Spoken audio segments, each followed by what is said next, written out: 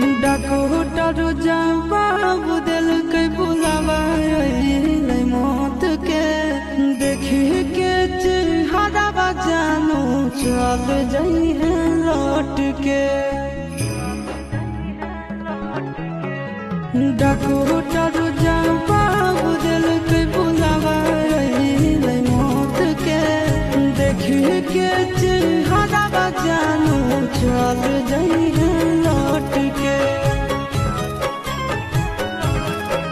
आगे अमन आलम दिला आशीष नंदन से औरी विश्वासघात कर लगे।